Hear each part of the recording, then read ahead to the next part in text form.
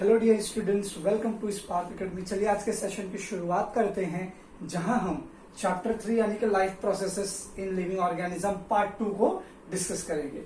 आज हम basically female reproductive system को स्टडी करने वाले हैं। ये फीमेल रिप्रोडक्टिव का एक स्ट्रक्चरल डायग्राम है जो आपको यहां दिख रहा है बोर्ड पर। आइए इसके बेसिक्स टर्म्स को जान लेते हैं और फीमेल रिप्रोडक्टिव सिस्टम वर्क कैसे करता है, फंक्शन कैसे करता है, उसे देखते हैं। तो सबसे पहले इस डायग्राम को मैं आपको और इस डायग्राम में जितने भी टर्म्स हैं वो आपको एक्सप्लेन कर देता हूं। तो जो फीमेल रिप्रोडक्टिव सिस्टम है, ये सारा का सारा फीमेल की बॉडी के एब्डोमिनल कैविटी में होता है, जहां पर पेयर ऑफ ओवरीज होती हैं। 2 ओवरी होंगी, सो इसे हम पेयर ऑफ ओवरीज कहते हैं। और इस ओवरीज के अंदर, इस ओवरी के अंदर ओव्यूम होते हैं, या जिसे फीमेल एग, जर्म सेल हम जिसे कहते हैं, इसे हम एग कह सकते हैं। अगर आप इसका नाम चाहें तो आपके टेक्स्ट बुक में दिया हुआ है ओसाइट।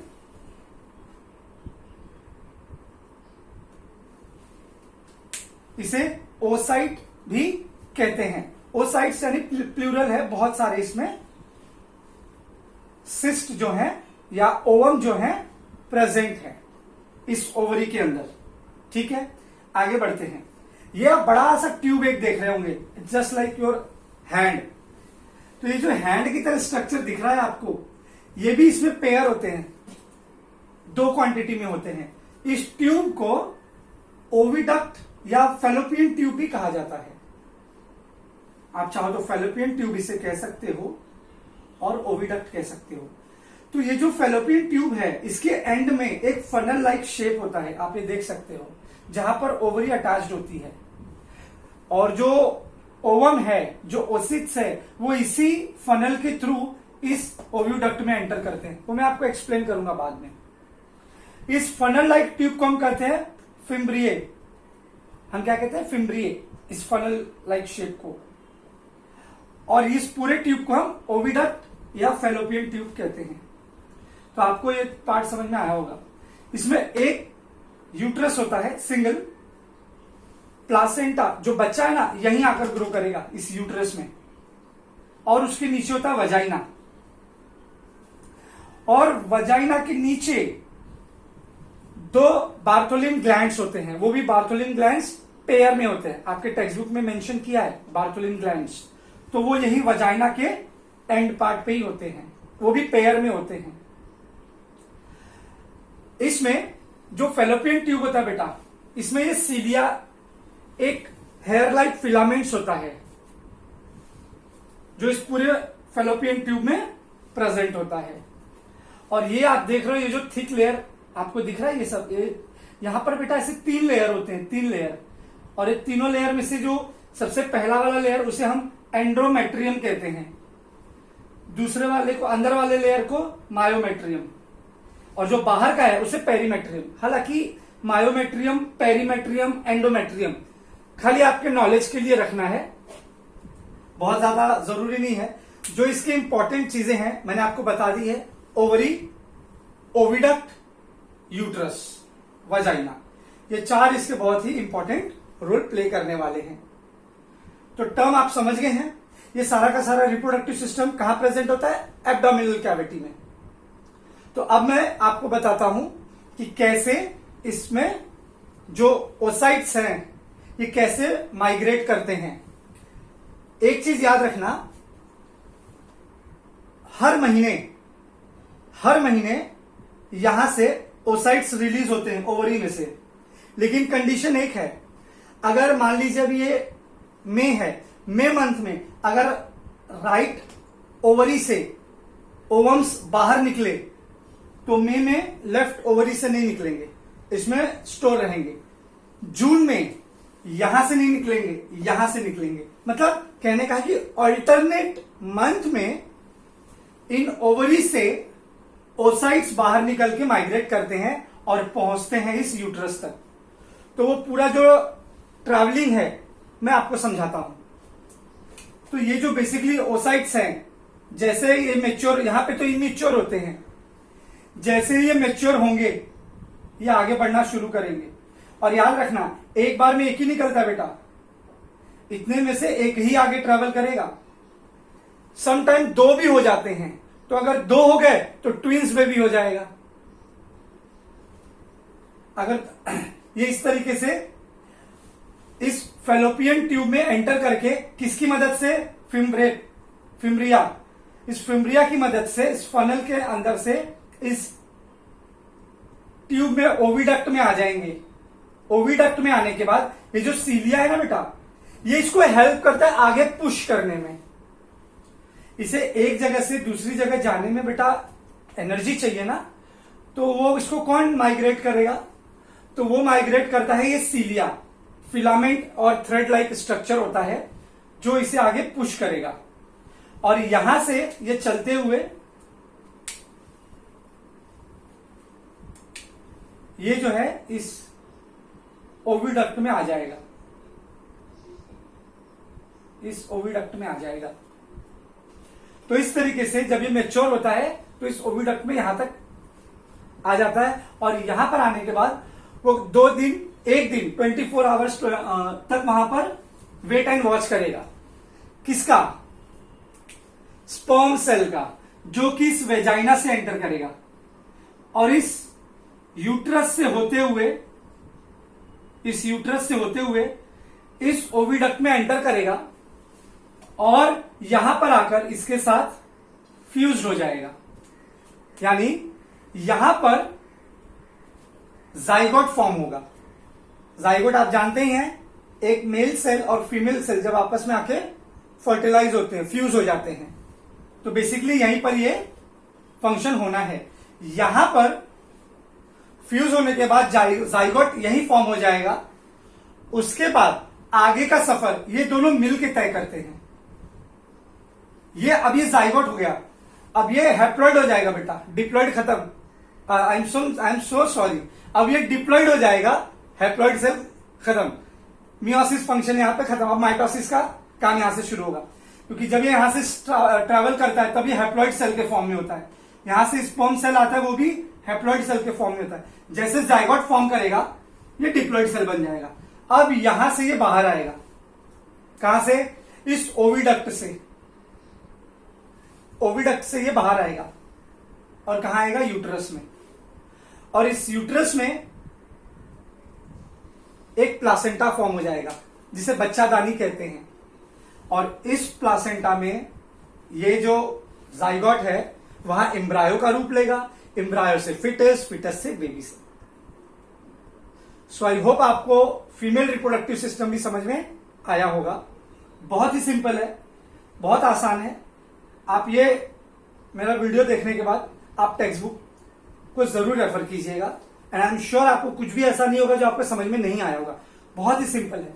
ओवरीज होती हैं, ओवरीज में ओसाइट्स होते हैं जिसे ओवम भी बोलेंगे। जैसे मैच्योर होगा वो यहां से लिबरेट करेगा, बाहर आएगा फिम्ब्रियो के की मदद से, जहां पर फनल शेप होता है वहां से वो ओविडक्ट में एंटर करेगा और यहां पर आकर जाइगोट फॉर्म करेगा और उसके बाद वो इस यूट्रस में एंटर करता है, जहां पर इसका फर्टिलाइजेशन का जो प्रोसेस है वो खत्म होके एक बेबी फॉर्मेशन का प्रोसेस स्टार्ट हो जाएगा, जो कि पूरे 9 महीने का होता है। ये हम इसी सेशन में आगे पढ़ेंगे। सो आई होप आपको ये सेशन तो डायग्राम बेस पर समझ में आ गया होगा।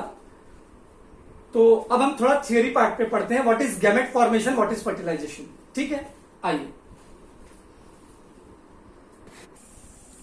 Okay student, gamete formation, both gamete that is sperm and ovum are formed by meiosis. ठीक है, sperm are produced in testis of man from the beginning of maturation, जिसे हम प्यूबर्टी स्टेज भी कहते हैं, टिल डेथ। यानी कि her man में, मेल में जो बेटा जो मैन होते हैं इनमें जो स्पर्म सेल होता है उनके प्यूबर्टी से लेके, यानी जब वो मैच्योर हो जाएंगे, उनके मैच्योर होने के बाद से लेके उनके डेथ तक, मतलब आदमी जब तक मरता नहीं है तब तक उसके बॉडी में स्पर्म सेल प्रोड्यूस होते रहते हैं, होते रहते हैं, होते रहते हैं। बचपन से नहीं होता बेटा, जैसे ही वो मेच्योर हो जाएंगे, मे बी 14 साल 15 साल, ठीक है। However in a case of women, इनमें ऐसा नहीं होता बेटा। इनमें क्या होता है, at the time of birth there are 2 to 4 million immature oocytes in the ovary of female foetus. मतलब जो फीमेल, जो लेडी है, जो औरत है, उसके अंदर बचपन से ही 2 से 4 मिलियन इमेच्योर ओसाइट्स रहते हैं। हालांकि वो बाहर नहीं आते हैं, वो ओवरी के अंदर रहेंगे इमेच्योर के फॉर्म में, ठीक है। मेच्योर हो जाएगा तो बेटा बाहर आ जाएगा ना, okay. And oocyte mature and release from ovary every month from the beginning of maturity up to the age of menopause. अब ये मेनोपॉज क्या है बेटा? मेनोपॉज एक ऐसा स्टेज आता है वुमेन्स में कि जब उनका ओवरी में इन एग का फॉर्मेशन बंद हो जाएगा। मतलब उनका, हम कह सकते हैं कि मेंस्ट्रुअम साइकिल नहीं आता है। उनके शरीर के अंदर जो ओवरी है, ओवरी के अंदर ओसाइट का प्रोडक्शन बंद हो जाएगा। ओसाइट का प्रोडक्शन बंद हो जाएगा तो उस स्टेज को हम कहते हैं मेनोपॉज। मतलब वो औरत, वो वुमन मेनोपॉज के स्टेज में है। और ये मेनोपॉज स्टेज कब से शुरू होता है? उम्र के 45 साल से। अब देखिए 45 के बाद वुमेन्स में फीमेल सेल बनना बंद हो जाता है। जो जर्म सेल उनका है, एग सेल, वो बंद हो जाएगा। लेकिन मैन में बेटा जिंदगी भर, जब तक वो मरेगा नहीं तब तक उसके अंदर वो सेल पाया जाएगा। लेकिन वुमेन में ऐसा नहीं होता, 45 ईयर्स के बाद बंद हो जाता है। इसीलिए कहते हैं 45 के बाद औरतें प्रेग्नेंट नहीं हो सकती या किसी भी बच्चे को डिलीवर नहीं कर सकती। 45 के बाद स्टेज पॉज हो जाता है। पॉज यानी कि रुकना, मेनोपॉज। सो आई होप आपको समझ में आ रहा होगा। देखो ये कहा था ना, एवरी ओसाइट्स मेच्योर होने के बाद रिलीज होता है फ्रॉम ओवरी एवरी मंथ, हर महीने, from the beginning of maturity up to the age of menopause, यानी कि 45 साल तक। Menopause is the stoppage of functioning of female reproductive system. मतलब मेनोपॉज वो स्टेज है, वो एक तरीके का स्टॉपेज होता है, यानी हॉल्ट लग जाएगा फीमेल रिप्रोडक्टिव सिस्टम के फंक्शन का। यहां पर फीमेल रिप्रोडक्टिव सिस्टम काम करना बंद कर देगा। कब? मेनोपॉज स्टेज पे। और ये कब से शुरू होता है? 45 साल की उम्र के बाद। At the age of about 45 to 50 year, secretion of hormones controlling the function of female reproductive system either stop or become irregular. This is caused the menopause. अरे मेनोपॉज के कारण होता है, उनका जो फीमेल रिप्रोडक्टिव सिस्टम है या तो स्टॉप हो जाएगा या तो इरेगुलर होगा। अगर ओसाइट पैदा भी होगा ना बेटा, वो मेच्योर नहीं होगा, वो मेच्योर नहीं होगा, यूट्रस तक पहुंचेगा भी नहीं। आपने गिनीस में एक ऐसा राजस्थान का केस आया था कि एट द एज ऑफ 70 एक वुमन प्रेग्नेंट हुई है, तो वो मिरेकल जादू हो गया था। तो ये अब कैसे हो गया, ये तो साइंस का चमत्कार ही समझ लो, ना मुझे पता है ना एनीवेज। तो आपको समझ में आ रहा है। फीमेल रिप्रोडक्टिव साइकिल का एज क्या होगा? आप किसी एमसीक्यू में पूछेगा तो बोल देना sir after the approximately 40 years of the age menopause stage start. Menopause stage start होने का मतलब है कि फीमेल रिप्रोडक्टिव सिस्टम काम करना बंद कर देगा। आगे बढ़ते हैं। Fertilisation, formation of zygote by the union of sperm and ovum is called as a fertilisation. तो फर्टिलाइजेशन आप समझ गए कि जब एक फीमेल सेल, एक फीमेल सेल और एक मेल सेल दोनों आपस में आके फ्यूज हो जाते हैं, यहां पर फ्यूज हो जाएंगे, तो ये फर्टिलाइजेशन बोलते हैं। ये यूनियन हो गए, एक दूसरे से आपस में मिल गए, ये दोनों एक दूसरे से आपस में मिल गए, इसे हम फर्टिलाइजेशन कहते हैं। Fertilisation is the internal in human semens ejected in the, semens यानी वही बेटा sperm cell, ejected in vagina. कहां से आता है? वजाइना से। मैंने अभी आपको डायग्राम में एक्सप्लेन किया था। यहां से सीमेंस वजाइना से इजेक्ट करेगा, अंदर आएगा, और यहां ओवरी से, ओविडक्ट से होते हुए हमारा जो ओसाइट है, ये दोनों आकर कहां मिलेंगे? इस फैलोपियन ट्यूब में, जिसे आप ओविडक्ट भी कह सकते हैं। ड्यूरिंग द कोऑपुलेशन, और वहां पर आकर दोनों मिल जाएंगे। Sperm in the number of few millions start their journey by the route of vagina, uterus and oviduct. उसका जर्नी कहां से शुरू होता है? वजाइना से होते हुए, यूट्रस से होते हुए वो कहां पहुंचेगा? ओविडक्ट में। समझ में आ रही मेरी बात? One of those few million sperm fertilise the only ovum present in the oviduct. मतलब कुछ ही फर्टिलाइज होते हैं। मिलियंस, 3 लाख से ज्यादा स्पर्म सेल ट्रेवल करते हैं बेटा, और सिर्फ कोई एक ही सेल, इसके एक ही स्पर्म सेल इसके साथ फ्यूज करेगा। और अगर कभी 2 कर लिया तो जुड़वा हो जाएंगे बेटा, ट्विंस हो जाते हैं। ट्विंस के भी अलग अलग कंडीशन है बेटा। हाँ, चलो कभी मैं आपको जनरल नॉलेज में बता दूंगा। फ्रॉम द एग ऑफ प्यूबरिटी अब द मेनोपॉज, मतलब मेच्योरिटी की उम्र से लेके मेनोपॉज का स्टेज आपको यहां दिया हुआ है ये ब्रैकेट में, ठीक है। यहां से जैसे 10 से 17 साल से स्टार्ट हो जाता है ओवरी का फॉर्मेशन, ओसाइट्स का रिलीज होना, जिसे आप कह सकते हैं कि मेंस्ट्रुअम साइकिल स्टार्ट हो जाता है वुमेन, गर्ल्स में 10 से 17 साल की उम्र से, और वो जाता कहां तक है? 45 से 50। यानी आप अंदाजा औसत लगाओगे तो 30 से 35 साल का ये इनका पूरा फीमेल रिप्रोडक्टिव का लाइफ होता है, 30-35 साल। मेल में ऐसा नहीं होता। मेल में तो जब तक जिंदा रहेगा तब तक स्पर्म सेल प्रोड्यूस होता रहेगा। Ovum is release every month from the ovary, that is out of 2 to 4 million ओवा। उसको ओवा भी कहते हैं लोग, नया और एक नया नाम आ गया। ओवा बोलो, ओवम बोलो, ओसाइट्स बोलो, एग सेल बोलो, फीमेल सेल बोलो, जर्म सेल, अरे कुछ भी बोल दो यार, सब एक ही है। Approximate only 400 oocytes are release up to the age of menopause. Menopause stage में सोचो बेटा, जो millions of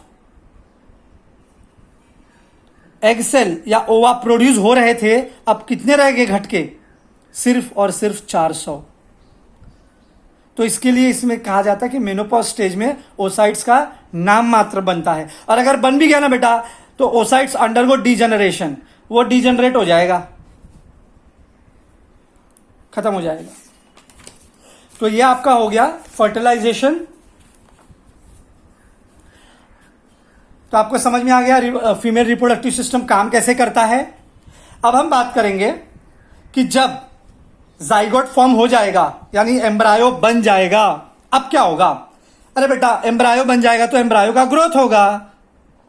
it is a growth of embryo. तो एम्ब्रायो का ग्रोथ का कितना टोटल टाइम है? देखो, 4 से लेके 36, मतलब 36 वीक्स।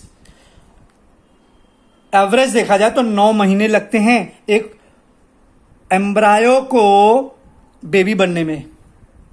एक एम्ब्रायो को बेबी बनने में 9 महीने लगते हैं। तो ये कैसे गुजरता है, कौन से स्टेज से गुजरता है, आइए देखते हैं। सबसे पहले बेटा जाइगोट फॉर्म होगा। हमेशा आपको याद रखना है, जाइगोट डिप्लॉइड सेल होता है, जो फीमेल का एग सेल, मेल का स्पर्म सेल आपस में आके फ्यूज होता है। Zygote form after the fertilisation. आप जान गए, फर्टिलाइजेशन वो प्रक्रिया है जहां पर मेल का सेल और फीमेल का सेल आपस में यूनियन हो जाते हैं, यूनाइट हो जाते हैं, यूनिट मतलब जुड़ जाते हैं। फर्टिलाइजेशन इन द ओविडक्ट, और ये कहां काम होगा? ओविडक्ट में, जिसे हम फैलोपियन ट्यूब भी कहते हैं।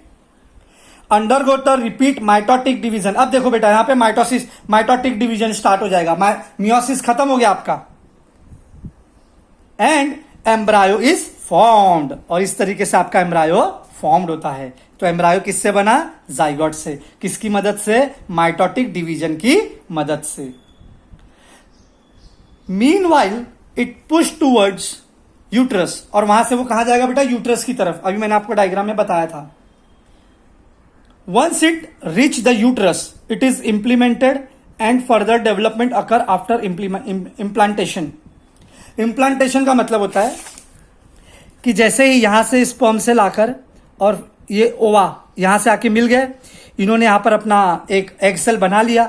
अब माइटोटिक होगा। अब माइटोटिक में पता है ना बेटा, सेल डिवीजन होगा, यानी इसका साइज बढ़ेगा। तो ये जगह तो इसके लिए छोटी हो गई। अब इसको अपना जगह बड़ा चाहिए, तो ये यहां से बोलेगा चलो हम लोग बाहर कहीं चलते हैं गार्डन की तरफ।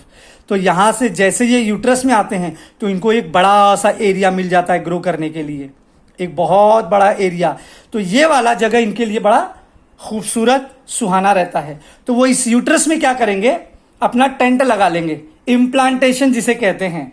यहाँ पे प्लासेंटा फॉर्म होगा, वो यहाँ पे अपने को इम्प्लांट करेंगे। यानी ये जो अंदर वाला लाइन था इसे हम क्या कहते हैं, एंडोमेट्रियम, बराबर ना। तो वो अपने को इस एंडोमेट्रियम से बांध लेंगे, अटैच कर लेंगे।